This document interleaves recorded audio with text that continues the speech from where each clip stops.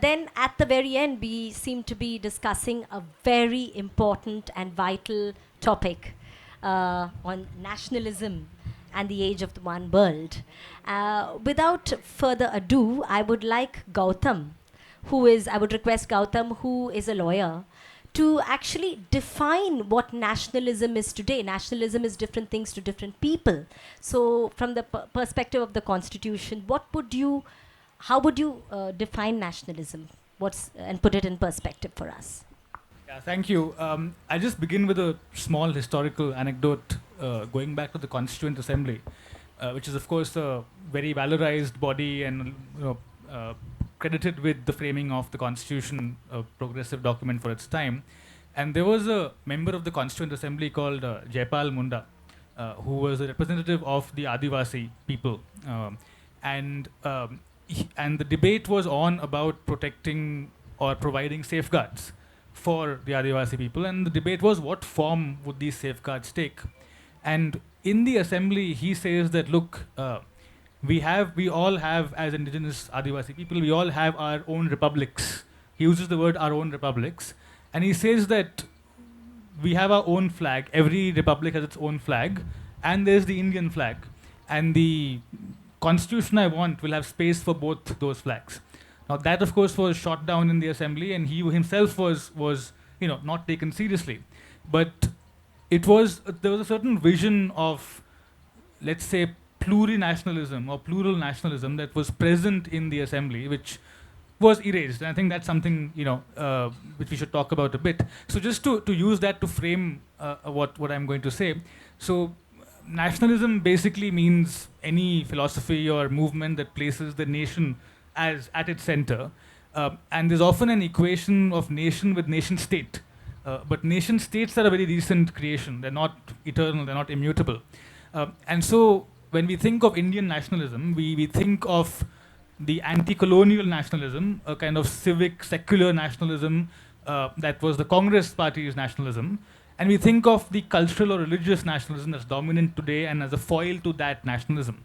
But I think what we should also ask is, what do these stories exclude? These two stories, what do they exclude? And what they exclude is this plurinationalism in our history. So Jaipal Munda's arguments, the arguments made in India's northeast, so from the Naga people who wanted their own constitution, Manipur, which framed its own constitution, and many other places. So there is a long history that resists this idea of there being one nation or nationalism being coterminous with the state's boundaries. And that might be something worth exploring a bit more. So I think I'd maybe frame it that way. That's a fantastic perspective to the definition of nationalism itself. And since you've spoken about the northeastern states, I would like to ask Madhu, who lives in the northeast and writes from there. India is a nation with over 700 tribal communities, and 10% of the population is tribal. And he lives in the northeast and creates and has works from there, and he expresses his solidarity with nationalism, or whatever it means in today's day and age, through his own creative work. So could you throw light on that, and also give us anecdotes through some of your poetry or some of your works, if you'd like to read out something? For me, I would think in many ways I might be a misfit to this, because I have a problem with words, the absoluteness of the way we use words. Like as you began, what would nationalism mean at the first go? Before even I talk about globalized or one world, is our nationalism itself inclusive enough? Is it, whose nationalism is it?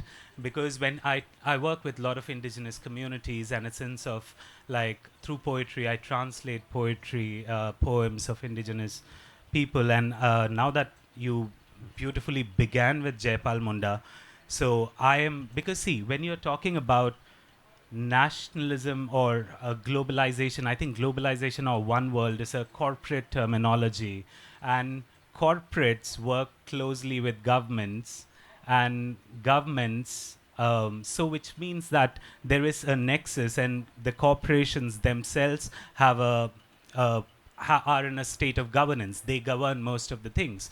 So when I put together all these things, I feel that it is a double-edged sword, because I again depend on corporations to take my work across the world. So it's like a multi-edged sword. But at the same time, I believe that there's much scope for inclusivity in the idea of nationalism itself. And look, so I come to the topic from a cultural lens, the inclusivity, and given that there is plurality as the theme. So there is a poet called Ramdayal Munda who is the cultural ambassador in a way for Jharkhand and Munda tribes. And I am going to speak metaphorically in many ways. And this poem, listen to his poem, this few lines, and of course I'll translate for those who don't understand Hindi. And you will be able to relate to what's happening today. उसे बांध के ले जा रहे थे राजा के सेनानी, उसे बांध के ले जा रहे थे राजा के सेनानी, नदी फूट फूट कर रो रही थी, लौटा दो मेरा पानी. So the king's men were tying it and taking it away, and the river was crying, give me back my water. So I think this. That's such a beautiful allegory. Yeah. And going back to Gautam, you were talking about pluralism. Yeah. So could you elaborate a little more on that and, draw our focus to the Dalit communities, to the southern states? Yeah. I'll just go when we wait. I wanted to say something in terms of nationalism and our understanding of the one world. Because I don't want to sit here and not do anything, which is that, when we talk about nationalism, especially, one world, at this point it becomes a big issue because of what's happening in Palestine. We cannot talk only about India as if it exists, in some space that doesn't exist outside of it. And I think it's so important that, when we talk about nationalism or the national question, even within India, we look at what's happening in Palestine. We are talking about one world, and we learn and we realize that what we talk about one world is actually, he called it a corporate global thing, but more than corporate global, it's also this one imperialist world order, right? All the important countries of the world coming together and deciding what should or should not happen. So at the end, you saw what's, again, with, 12,000 children dead, and that's the smallest estimate, more than 2 million people displaced. All of this in Palestine, and then you have people asking for a ceasefire, everyone everywhere asking for a ceasefire, and one single person from America just decides to say, you got to veto this. And I think when we understand nationalism, this is how we understand what it is to ask for the right to be recognized as a nation. Because I think at the heart of nationalism, outside of legal definitions, outside and coexisting with legal definitions, is also the cost of life, the very human cost that we pay. What do people pay? I mean, the minute you talk about nationalism, you start a resistance struggle, or you say, we deserve to be recognized as a state.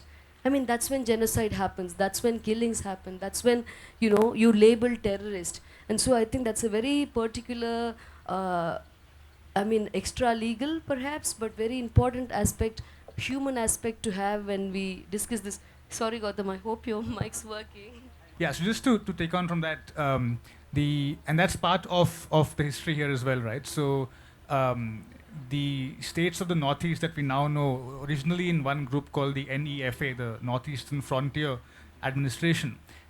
And of course, there were claims for self-determination that arose in these specific areas. And this is very interesting because at one point, there was a genuine solution being mooted. It was called the Scotland solution, which was that just like in the UK, you have different nations that are given their own powers, but they're called nations. The nation of Scotland, the nation of Northern Ireland, the nation of Wales, but you fit within the same nation state. So the same thing was done, proposed for the Northeast, and ultimately wasn't done. But we had all these ideas at various points in our history. And the same thing with the South here as well. So nowadays the UAPA is on everybody's lips, right? We all know what the UAPA is. Interestingly, it's the UAPA 1967. It was originally enacted in 67. And when you ask yourself why that year, it is because it was specifically enacted to deal with what the center believed was separatism in the South. and they in fact amended the constitution and added further restrictions on free speech, and also brought in the UAPA, the same UAPA which today is being used to target all kinds of people, to deal with what they thought was unacceptable claims to nationhood within the nation. Right? So that's been part of our history as well. So both the Northeast and the South, you have both things happening. So Meena, as an activist writer, living in the South, and being the voice of a feminist voice, a Dalit voice, right? So could you throw light on what your notion of living in India, the notion of nationalism as someone who's living in the southern part of the region, and also draw anecdotes through your work, if you'd like to kind of express it through some of your poetry, through some of your work. You take us through that journey. This thanks for this question. Gautam pointed to what's happening in the South, and I don't think it's only historical. The inconvenience of the South. So I was reading Dr. Ambedkar, and one of those things he talks about. So if you look at which party was against, the South reiterating its place. For instance, there was all of this idea of the federation of the southern states, or a leader like Annadurai, who always held that, I am coming from the nation of Tamil Nadu. I'm coming, and even the naming of Tamil Nadu was something that was a very bloody episode. People had to fast on to death, even to be recognized. And the name Tamil Nadu means the nation of Tamils. And to have that name within the Indian Union, instead of being called the Madras state or anything, just to say that, to assert that nationality within the nation, I think it was very central to Tamil identity. And but it's unfortunately or fortunately, it's not just like that blip in the radar in the 1960s, because today you have this whole South tax movement. States are again talking about what's happening, how are we treated well enough, but sidestepping even these questions of federalism. This whole idea of nationalism, I think, becomes more and more stronger every time there is a challenge to the identity. As long as you're allowed to be Tamil, nobody says I'm Tamil. We're happy being who we are. But when there is an imposition of Hindi, and so in the 1938, for instance, there was the first Hindi imposition struggle. And then there was again something else in 42. And it was repetitively Congress governments which kept doing that. And in 1965, there were the anti-Hindi agitations. Hundreds of people lost their lives. The Indian army had to come in. The Indian paramilitary forces had to come into Tamil Nadu. And they had to literally resist the taking away of identity. And this is where I think nationalism becomes very strong. And I also think that as far as articulating this idea of a nation, it, at least in the Tamil imagination, at least for, since the time of the DK or the TMK, they've given up the demand for a separate nation. I think the demand has always been for greater autonomy, greater devolution, greater what they call the right to self-governance, if you can label it like that. And of course the question becomes very stark when it's posed in financial terms, because you see like, oh, we are paying 1 rupee of tax, we're getting back only 29. But it's also happening in every level, the cultural level, it's happening in other incursions. And I think that has come to define us. When you say Hindi, it becomes very anathema, because it starts threatening who you are. And also, very interestingly, when Ambedkar writes about his engagement with Rajaji, so Rajaji in 1938 as a historical figure imposes Hindi on the Tamil people, sends Periyar to prison, thousands of people to prison. But when he meets Ambedkar and has these debates, he says, I don't think India can function as, there has to be a federation of southern states, and there has to be a federation of northern states. And Ambedkar is actually noting this down, because he's like, and these two federations have to operate within the Indian, the Indian system. And I sometimes think that, everyone who's thought about this problem has tried to see how much more, space you give, how much more identity you give, allowing people to be, to assert who they are. And I believe also for some time that, in the Tamil case, talking about nationalism became extremely problematic, because any sign of asserting Tamil identity inside India became synonymous with supporting the Tigers or supporting the Tamil self-determination struggle in Elam. I mean, that is a very legitimate struggle. That's a separate struggle. But that struggle, supporting that struggle doesn't mean we want to split away from India. And I think it's become very important to, like, in many ways we don't have the space to articulate somebody's righteous or proper legitimate struggle because of the fear that we will be branded terrorists in our country. So I think it's I'm not reading anything now, but I think it's quite this very tightrope walk of what it is to be Tamil and what it is to he brought up the UAPA, and as I said, yeah, this label of terrorism for every single instance of asserting identity, I think it's very problematic. Wouldn't like to read something?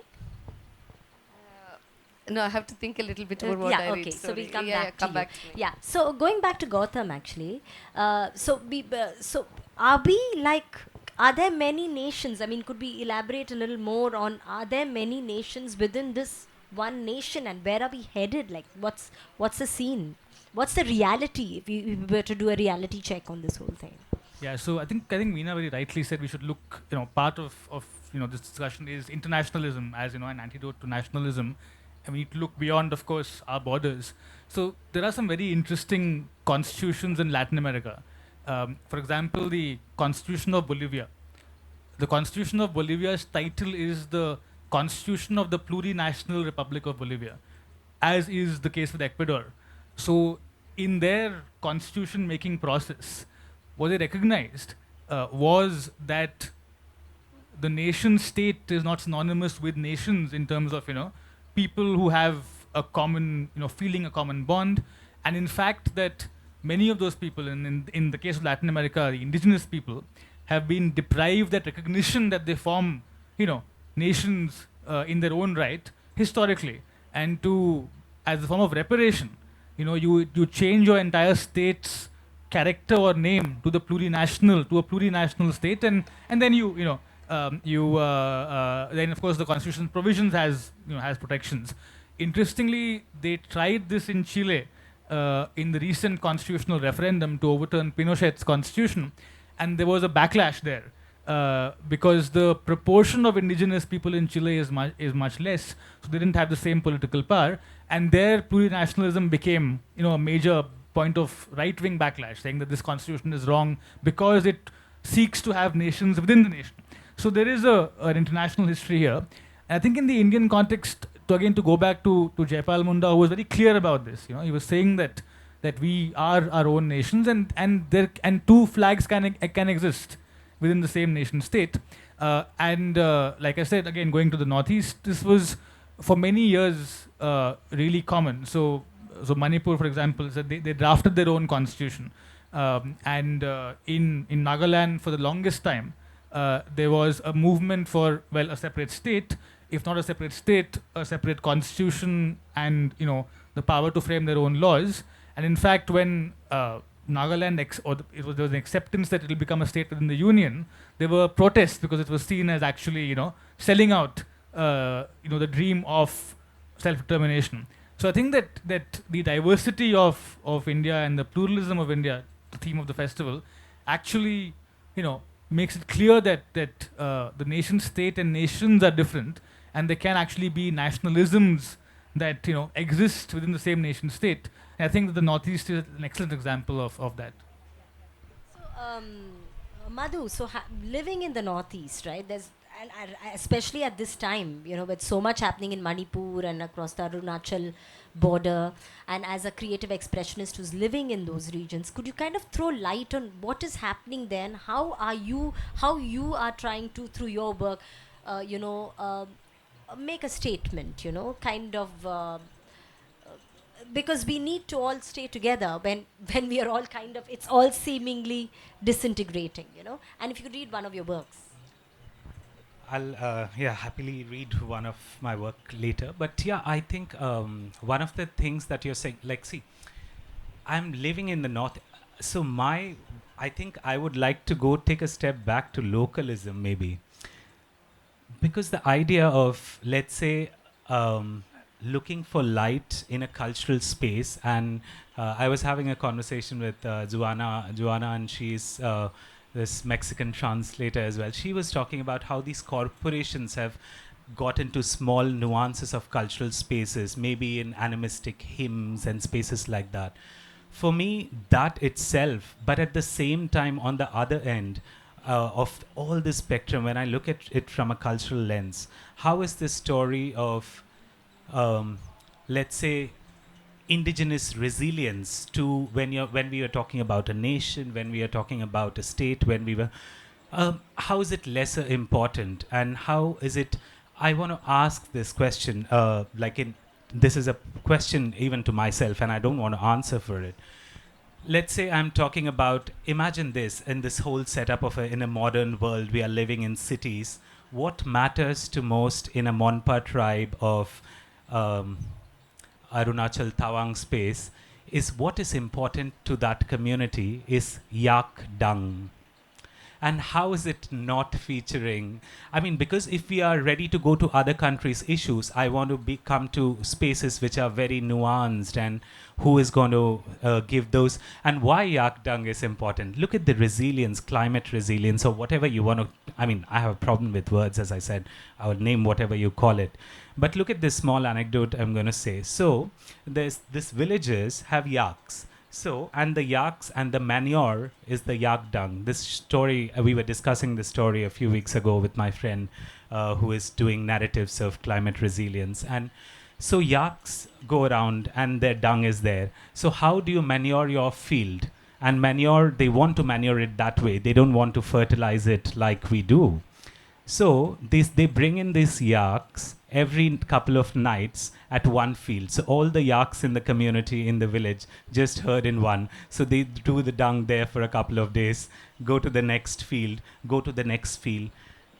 Imagine this. I don't know if we are capable of imagining what kind of because it's very easy to get a sack of fertilizer from somewhere, throw it, and just do it. But no, they are still getting to that. So I believe that when we are even talking about nationalism, as we want to talk about plurality and inclusivity, I think there are lots of nooks and corners which is pretty right there and which is not absolutely, covered. But the corporations are getting there into they are turning their local rice brews into Pepsi bottles and Coke bottles. That is happening. But when you look at the cultural nuances, but still there are beautiful spaces of culture I would like to hold to myself in the light of all this globalized. I think, so maybe I want to hand the mic with this line that, so we were speaking to one of the people from Adivasi Ekta Sammelan, and this Australian anthropologist was like, do you think there is indigeneity in India, or tribalism is coming to an end?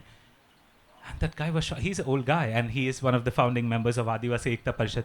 He said, no, you guys are the one who will be dying first.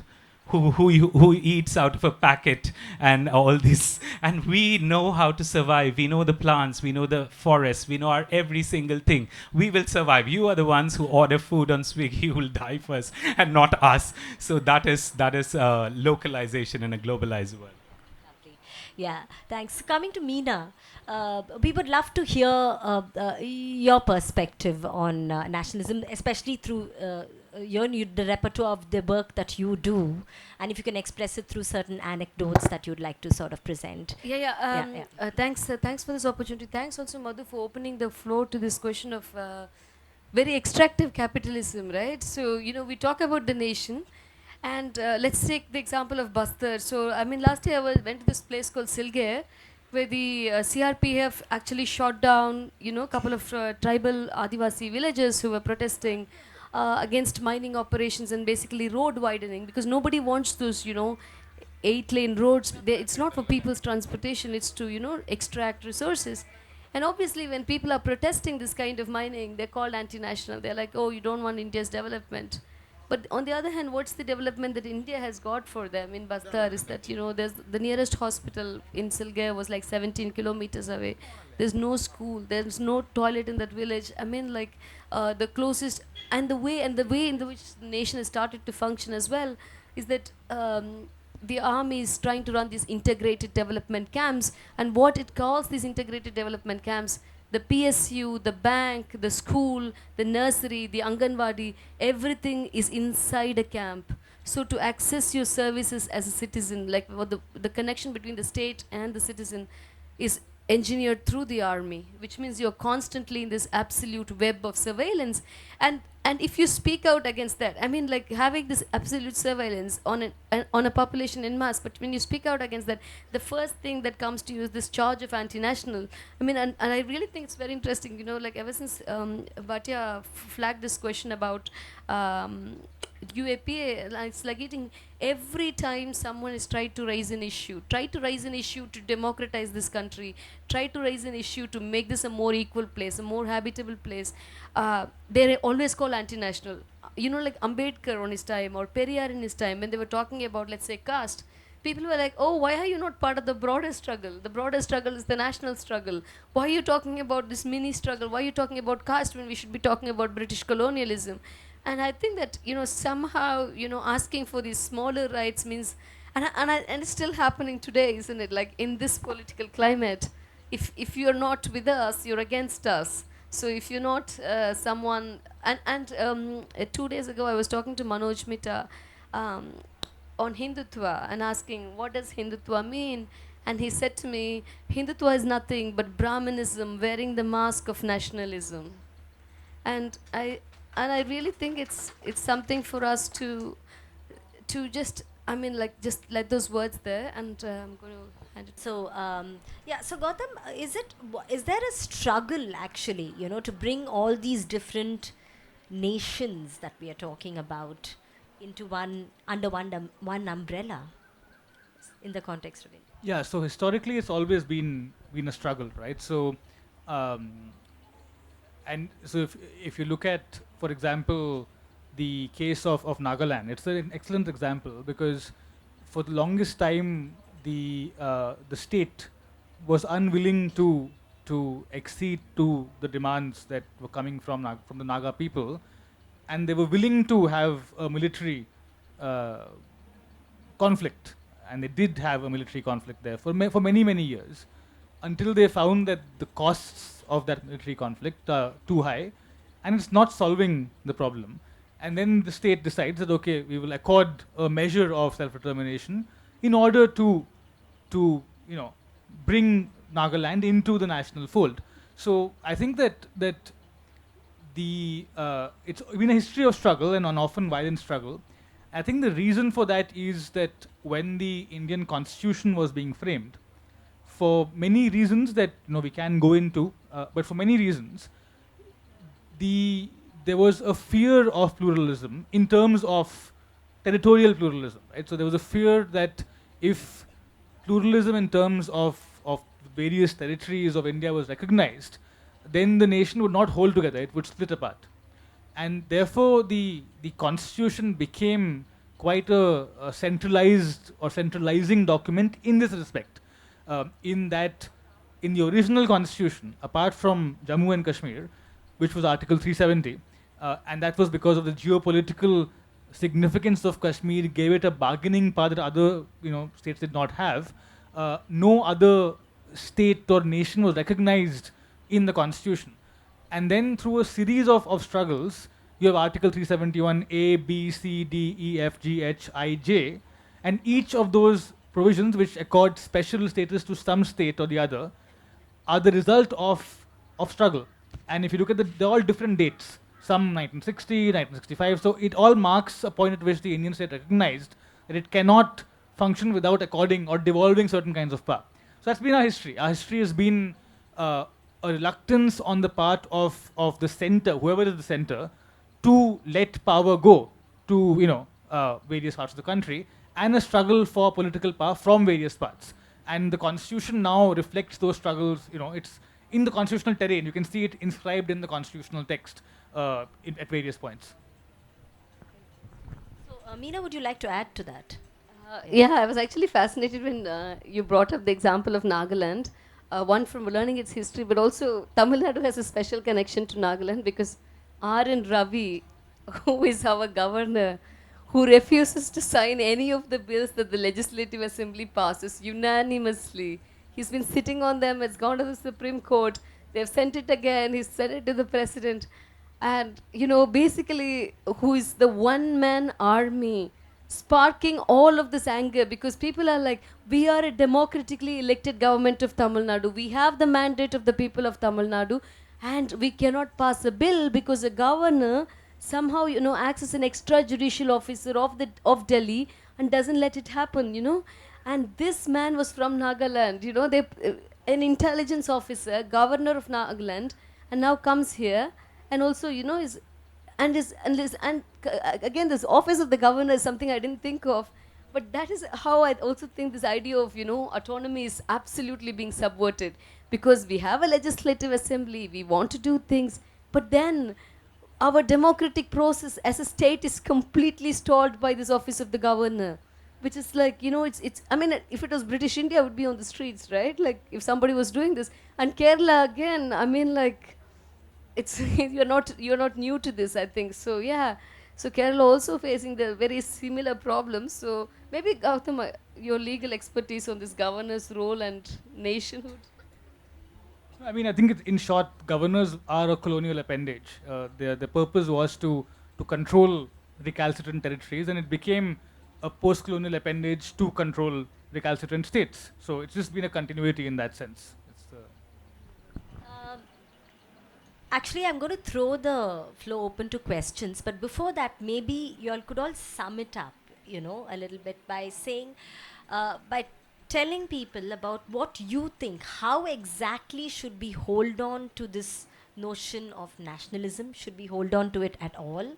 And and we all come from different states, and different states that have their own opinions, Tamil states or the northeastern states or whatever, and then we have this Hindi supremacy belt which is trying to dictate everything, and we are not willing to take it. So are we actually coming together, or are we disintegrating? I personally experienced this. I speak good Hindi, but nowadays I said, no, I don't want to talk to you in Hindi. I just have this attitude. I said, no, I don't know Hindi. So where are we headed? Who would like to start? So yeah, I'm enjoying listening to both of you, because for me it's a very different lens that I'm looking at it from, because like as I said, the nuance of cultural things, because again, when we see, this is my problem in existing itself, that I have a lot of existential, like when she said Hindi, I said, who's Hindi now? Because Arunachali people do the Arunachali Hindi, which is the state currency, and because people these days gave up on Assamese, which is, so there was a majoritarian Assamese place which was taking up. So people have stopped speaking in Assamese, writing in Assamese. Yeshe Dorji Tongchi and all the last of the writers of the Assamese language have won Assamese awards, but they have stopped after the NEFA and everything, Arunachal. So, who's Hindi? So, when people, because exactly my point, people will take something, or people will fold, unfold, learn, unlearn in their own ways of. So, it's not every day. I think it's very privileged to have this conversation itself at the first place, because most of the people who they are formulating their own life, everyday life, in the process of this whole mechanics of things. They are figuring out how to get their next meal from, or go to some forest, whatever they are doing. I think so. So coming from that space, I also feel that we need to reflect as artists. I'm sure most of us somewhere are connected to arts, writing, reading. Even these are controlled by corporations. Right? I mean, it's an easy trope. I mean, except for a few poets, poetry doesn't sell, I can't publish you most of the time. And here I'm happily selling huge amounts of, or getting grants from foreign countries to write, whereas my own country is not able to fully support me in sense of as an artist or a poet. So there's a lot of things that I think around, and that is why One World, in a way, also facilitates my work, because I remember this in sense of just a poem which I had written during COVID, Artist. I think, the social media took it by storm. It was quoted in the South African Parliament budget speech. Artists across the world composed it in music, classical Western music. And how did that happen? Through the mechanics of what we are looking at, the one world, globalized world. So I think it's a multi-edged sword, or rather, I don't know what it is. And so at least I am unable to still grappling with the idea of, is it inclusive? What is nationalism, localism, and the idea of a one world? So I'm still in a space, and I'm happy listening to both other two speakers. Yeah. I mean, this question of, nationalism, nationality, for me, so, I grew up in the 80s and 90s, so, it was a big question because of what was happening in Elam, the Tamil Tigers. But also, if you went back to the literature, if you went back to any articulation of it, everybody started with Lenin on the national question. And I still think that it's a very easy, very accessible, but a very fundamental reading text. And I think all of us have to read this because, when we talk about nationalism, everybody thinks, oh, she's very arrogant to be a Tamil, or there's so much pride about being a Tamil. So everyone looks at nationalism as this very parochial concept. But the way Lenin formulates, the way he allows it to unfold and allows you to, think and reflect on your situation, is that it's a kind of, what happens if you're oppressed? What happens if, there is a majoritarian nationalism oppressing you? And what about the nationalism of the oppressed peoples? So to tie this concept of how do the oppressed people talk about their own self-determination, and even if this oppressed people talking about their own self-determination is a bourgeoisie nationalism, what about this bourgeois nationalism? Does it have democracy at its core, or does it have democratic tenets? Can we support it? And I really think that, we have to go back in some ways to the basics, to understand this, as much as we talk about the class question or the language question, to understand and to unpack that. I believe that it's going to help us a great deal, or to see what's happening today in India, and to see that, and not feel shy about it, because it's like, oh, you're not Indian, that's the first question. No, but I'm really, really, really Indian, and I think that's what being Indian means, that you to allow the space to be Tamil. I think that's my India, right? They allowed, otherwise, Lenin called, like Soviet Russia, a prison house of nationalities. We don't want to be that, right? Like, we don't want, like Tsarist Russia, we don't want to be a prison house of nationalities. We want to be proudly what we are, and we want to be proudly Indian. And I think there's the space for coexistence. I think as being from the Hindi belt, I'm shrinking right now. In this discussion with, I said, I think complementing that, I think that at least for me, the nationalisms is, it's important to recover from our history the many alternatives that many people have advanced, which are alternatives both to the religious or cultural nationalism that is dominant today, and the secular civic nationalism that came before it, which is now on the wane, because they are both exclusive nationalism. They don't have space for multiple nationalisms. And I think that, again, given some of the examples we've talked about, various parts of the country, I think recovering those other ideas of nationalisms where you can coexist as both Indian and Tamil, or both Indian and Naga, is, I think, the important project. And I'll end with something that Zafar Shah, who was the counsel for the Jammu and Kashmir Bar Association in Article 370 case, which he said while arguing. So, he was just giving a visual image of the relationship between Jammu and Kashmir and the Union of India. And he said, basically, it is that I will shake your hand, I'll shake you by the hand, I won't embrace you, right? So we'll be friends, but it's a friendship that's defined by a handshake and not by an embrace, and that's okay, right? So I think that understanding of the fact that you can have that, relationship that is not confining you, and you're still free but still in the relationship, I think is what I'd say. So we are talking about India being in an open relationship with each other. But yeah, so with that, I think, are there questions?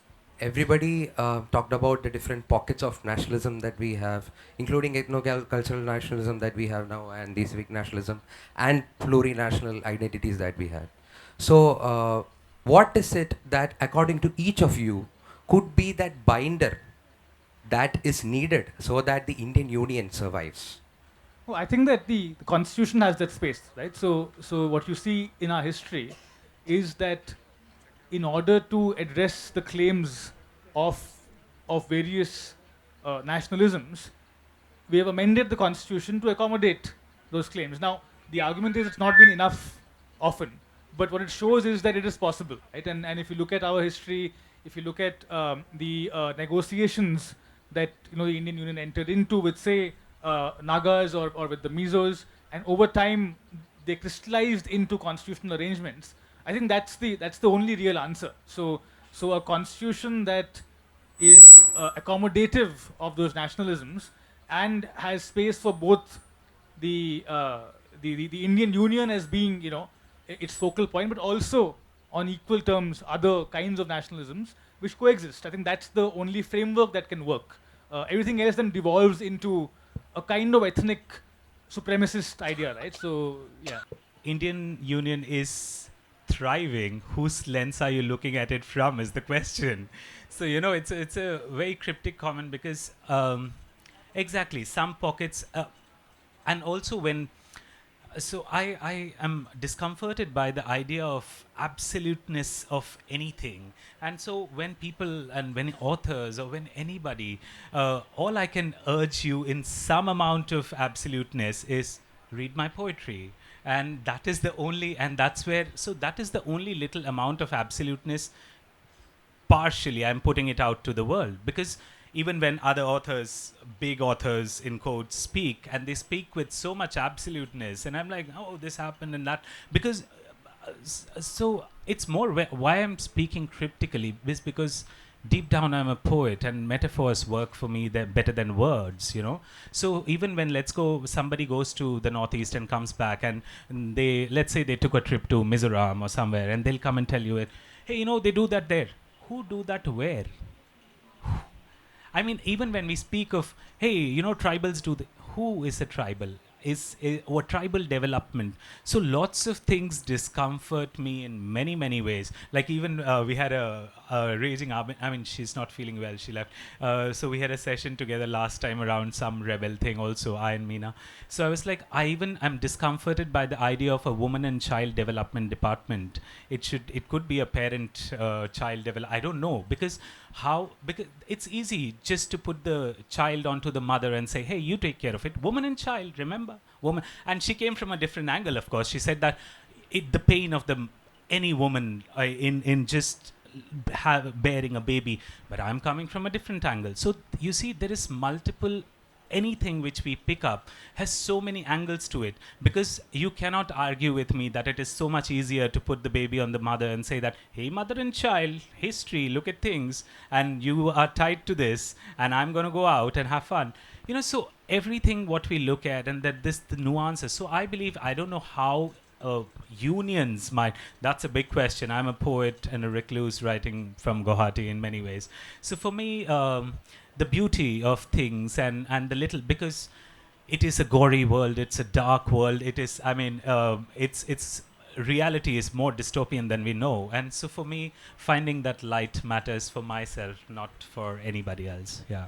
So I think culture is a beautiful soft space, and I think he can throw light on the idea of how because how many exactly in school, I think India needs much more cultural literacy. Let's say if I talk to someone and ask Toda tribe, they might know it's a neighboring tribe in Tamil Nadu. But if I talk to you and say that, hey, or do all of you know the Bodo tribe? And it doesn't have to come in school syllabus. It is we who need to embrace each other.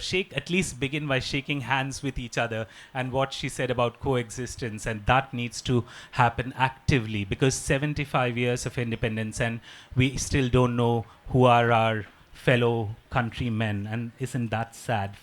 Yeah.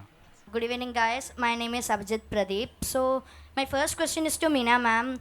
As a South Indian, you know how it feels whenever we say to a foreigner that we are an Indian. They are like, hey, you guys doing that bhangra or reading Premchand books and eating butter chicken, but they only know that India is. They always think that India is full of bhangra, Premchand, and butter chicken, but they don't know They don't know that in South India there is a lot of things like Bharatanatyam, Tamil, and dosa. So my question to you is, like a country like America where the culture is almost same, it might be easier to unite. That's why that's why they have 50 states, including Hawaii and Alaska. So like uniting a country like India where different cultures exist, what do you think is the best method to unite a country like India where each of the 28 states are having each language with each culture? So that's the first question. So should I ask to the next person, or will you say that then? Like, Uh,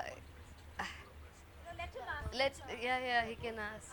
so the next question is to Gautam sir. So earlier you talked about the Nagaland state constitution. So actually, most of the American states have state constitutions. Actually, the constitution of if we research a lot, we will find that constitution of Alabama is larger than India's constitution. So my question is that do you think in the current situation our states and union territories need a state constitution? Do you think like that? So I thank you for your question. So I mean, in terms of how people stereotype Bangra and butter chicken and Prem Chand, uh, this is quite nice. But you know, they also say talk about yoga all the time, and there's some people, and there's a yoga teacher we have. So is integrating with other things. No, I mean, like, yeah, there's a certain cultural flattening. But coming to a question, how do we unite as a country? How do we unite as a nation? I think it's a very important question and something, because, okay, maybe we are not given, we are not born as a nation. Even if we were born on 14th August 1947, 15th August, we were not like completely a full nation. And I think what can bring us together is actually struggle. What can forge this Indian identity that, you know, it exists at some point, but to become a really good Indian identity, or, you know, really strong Indian identity, and we have issues to struggle about. You know, this country still has, I don't know, like in some survey I found in Uttarakhand or something, 132 villages or something didn't have any girl child born throughout like many months. So there's female infanticide. You talk about women's rights, you know, there's extreme levels of domestic violence in this country. You talk about caste, you know, the number of districts where they don't practice caste practically doesn't exist, you know, except possibly in where the Adivasis live. So, you know, you have extreme conditions of, you know, caste oppression, you have questions of women being oppressed, and you also have the class struggle, like, okay, the top 1% of India owns 40% of its wealth, the bottom 50% owns 3% of its wealth. There's, you know, extreme amount of extraction of labor, exploitation of people, there's all these things against women. So, and I think when we struggle against it, when we struggle together, I think we can forge a nationhood from this struggle, from the fact that we're all fighting for the same thing, we're all fighting for, you know, a better life. And I think that can bring us together. But, you know, that may be very utopian, but I see that as a way forward, you know, like instead of, you know, making each other an enemy. I mean, as much as we stand with our own rights, we also have to fight what's, you know, common evils, and in that process we become a nation. So that's my understanding. Good question. So actually, just before independence, there were many princely states that actually framed their own constitutions. Yeah. So actually, yeah. So Travancore had its own constitution, a very progressive constitution, and many smaller princely states, maybe like just 60,000 people, they all were also framing their own constitution. So this idea that you could have constitutions at the level of the federal level and the central level was quite an open question. And in fact, Jammu and Kashmir until 2019 had its own constitution, which was then abolished on 5th of August. So there's been a history where this idea that one constitution at the central level should be the hegemonic sort of constitutional document, there has been a lot of alternatives as well to that. So I think that in that sense, there is nothing that is per se, wrong or unimaginable about there being constitutions at the state level, where states, decide among themselves. So a state like Kerala might have more progressive social policies, given its own history in its constitution. Kerala might make labor rights enforceable, which the national constitution does not. And there is an entire argument that actually you should have constitutions at the state level, because it will show what works and what doesn't. So states become experimenters, in figuring out what works and what doesn't, and what works, other states will then follow it. So there has been that argument. I think the problem is that now, 75 years, the present arrangements have become so crystallized that to actually undo them and have a federal union where you have state constitutions and a union constitution, it's very hard to see how you will get there, because it's just so rigid now, the arrangement. But who knows? But I think that to answer your question, a federal arrangement of a diverse and plural country which has constitutions at 2 levels or more is perfectly, fine, and has been done elsewhere, and was a possibility in India as well up to a certain historical point. Abhijit, can you come on stage and tell us what your idea for a integrated India is, in short. And we'll wind the session with that. I see you as the future prime ministerial candidate or something. Please come on stage. Good evening, guys. I am Abhijit Pradeep. I am studying in class 8th in Kendriya Vidyalaya Pangod. So, being a nation, we should being a single nation doesn't mean that the Hindi belt is more important. Nowadays, Hindi agenda is lot more progressing, and the southern states are also defending it. So right now, I also think that these state constitutions, actually, if you ask me what's the most favorite thing I like about the America, that will be definitely state constitutions, because one state's culture can be preserved. Actually, I think more than America, India needs it, because America's culture, most of the 50 states are having a similar culture. That's why even Hawaii and Alaska have joined to US. Am I right? Okay. So these state constitutions can make India a lot better. So that's my first thing. And the second thing is that we should be more on to literature. So because literature can empower us more, and the South India can be known to a larger people, because most of the authors, the Hindi authors are only known for the as the Indian authors. So many people like many South literature is have been gone down. So that means we need to focus more on literature, and also we can use media. As I earlier said, most of the people, when I am a South Indian, I am a Malayali. Whenever I see a foreigner and I say I am an Indian, they think, oh, you are that Bhangra, you do Bhangra and read Premchand books, eat butter chicken.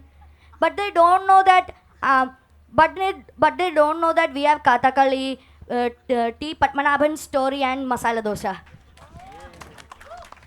So, so if, so the first thing everyone should do is we should also learn others' culture, so that they will be also learning our culture. So learning others' culture, I think, can improvise us a lot, and we should also respect the Hindi people also, because like even if we oppose the Hindi domination, we should respect, because if we give respect, we get respect. So I hope that in the future we might be seeing one nationalism. So I hope that the north and south, this thing will be mostly over by a few years. So I will always strive for the unity of north and the south. Thank you.